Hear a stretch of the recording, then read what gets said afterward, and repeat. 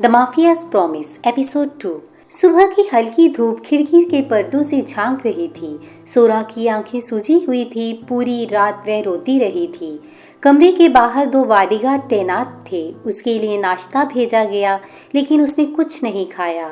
उसका मन चुपचाप कोई रास्ता ढूंढ रहा था।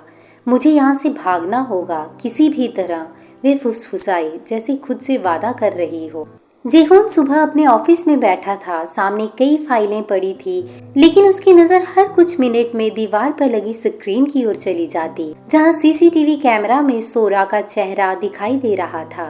उसके साथी ने कहा, बॉस, आप उसे यहाँ क्यों रख रहे हैं? वह एक आम लड़की है, आप जैसे आदमी के लिए। वह ठंडी नजरों से बोला, वह आम नहीं है, किसी ने उसे निशाना बनाया था। वो सिर्फ सुरक्षित है मेरे पास। साथी कुछ बोल नहीं पाया। जेहोन ने धीरे से स्क्रीन को देखा। वे मुस्कुरा रही थी, शायद किसी सोच में। जेहोन के दिल में हल्की सी गर्माहट फैल गई, पर अगले ही पल उसने खुद को संभाला। माफिया दिल नहीं रखते जेहोन, याद रखो। उस रात सोरा ने मौका देखा। गेट पर पहरा कम था और हवेली के पीछे का रास्ता अंधेरा। वे धीरे धीरे दीवार के पास पहुंची, अपने जूतों के फीते बांधते हुए नीचे झुकी और अगले पल दौड़ पड़ी। ठंडी हवा उसके बालों में उलझ गई। दिल जोर जोर से धड़क रहा था। वे बारिश में भीगती सड़क पर भागती रही। हर कदम उसे आज़ादी की ओर ले जा रहा था, या शायद किसी और तूफान की तरफ।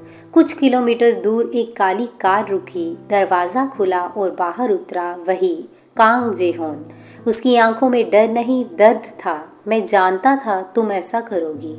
वह धीरे धीरे उसकी ओर बढ़ा। सोरा ने पीछे हटते हुए चिल्लाया, मुझे छोड़ दो, मैं तुम्हारे साथ नहीं रहना चाहती। वह पास आकर बोला, तुम सोचती हो ये तुम्हारा फैसला है? किसी ने तुम्हारी जान पर बोली लगाई है सोरा।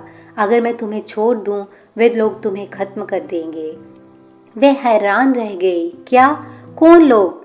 तुम नहीं जानती, और मैं तुम्हें तब तक नहीं बताऊंगा जब तक तुम मुझ पर भरोसा नहीं करना सीखती।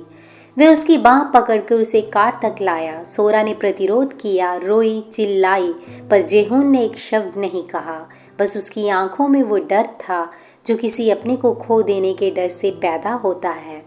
हवेली लौटकर उसने डॉक्टर को बुलाया। सोरा का पैर चोटिल हो गया था भागते वक्त। जब डॉक्टर गया, जेहोन उसके पास बैठा, धीरे से पट्टी बांधते हुए बोला, तुम चाहो तो मुझसे नफरत कर लो, लेकिन खुद को तकलीफ मत दो।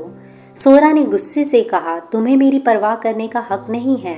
वह हल्का मुस्कुराया, तुम गलत हो। हक तो मैंने जबरदस्ती लिया है, पर परवाह वह दिल से आती है। वह उठ गया, कमरे से बाहर चला गया, और सोरा पहली बार उस रात उसके जाने के बाद रोई। नफरत में नहीं, उलझन में। रात के सन्नाटे में जेहोन अपनी बालकनी में खड़ा आसमान देख रहा था। उसकी जेब में एक पुरानी तस्वीर थी, एक छोटी लड़की की जो बिल्कुल सोरा जैसी दिखती थी। उसकी बहन जो कुछ साल पहले मारी गई थी, उसी गैंग के हाथों, जो अब सोरा को भी मारना चाहता था। वह बुदबुदाया, मैं किसी और को नहीं खो सकता। कहानी में आगे क्या होगा जानेंगे नेक्स्ट एपिसोड में। तब तक बने रहें हमारे साथ। Bye bye.